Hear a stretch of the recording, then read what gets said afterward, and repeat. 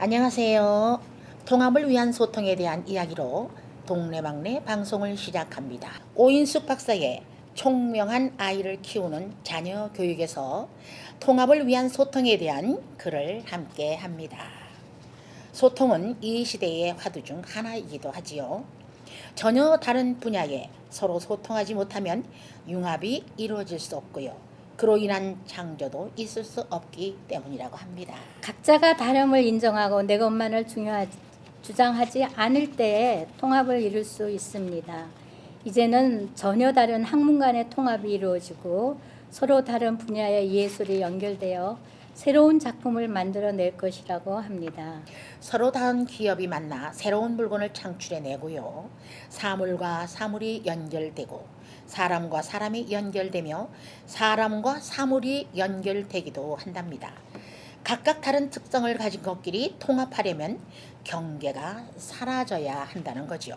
미래에는 모든 경계가 사라진다고 합니다. 조용호의 당신이 알던 모든 경계가 사라진다라는 책을 보면 비즈니스 영역에서 주요 경계가 사라지는 빅블루 혁명이 일어날 것이라고 했습니다. 사는 사람과 파는 사람과 경계가 사라지고요. 작은 것과 큰 것과의 경계도 사라지고 만질 수 있는 것과 없는 것의 경계도 사라지게 된다고 하네요. 개인이 블로그에 올린 자신만의 소품을 기업이 판매와 마케팅을 지원해주고 창의적 인재 한 명이 내놓은 아이디어에 90명이 호응하여 개선하며 90명이 그 물건에 대해 투표하고 구매해 준다고 합니다.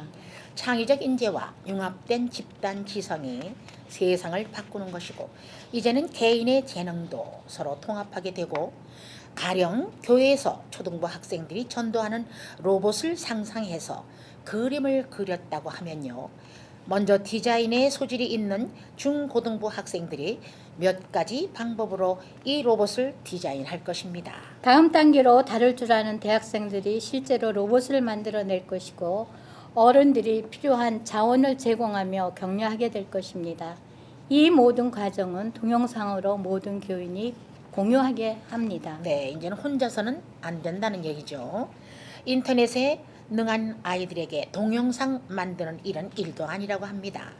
이런 일을 통해 부서의 경계를 넘어서 모두가 하나 되며 즐겁게 통합의 기쁨을 누리고 성취감을 느끼게 될 것이라고 합니다. 교회가 청소년이나 젊은이들을 잃어버리고 있는 이유는 그들을 사용하지 않기 때문이고 그들을 교회 사역에 동참시키면 그들은 신나게 일할 것입니다. 물건을 팔 때도 이제는 거래가 아닌 관계를 중시 여겨야 하고 감동을 주어야 합니다. 기업들은 그 방편 중 하나로 소비자들에게 경험을 제공하고요. 제작에 동참시키는 아이디어를 내는데 고심하고 있습니다. 소비자가 커피 한 잔을 마시면 나무 한 그루를 심어준다거나 신발 한 켤레가 팔릴 때마다 저 개발국 아이들에게 다른 신발 한 켤레를 보내는 일을 통해서 고객에게 흐뭇한 경험을 제공하는 기업이 그 예가 됩니다. 이는 기업이 고객과의 경계를 사라지게 하기 위한 차관이라고 하지요. 이러한 경험과 감동은 교육에서도 필수적이고 우리 아이들에게 이런 감동을 느낄 수 있는 경험을 스스로 구상하도록 기회를 준다면 어른이 상상할 수 없는 독특한 아이디어를 얻을 수 있을 것입니다.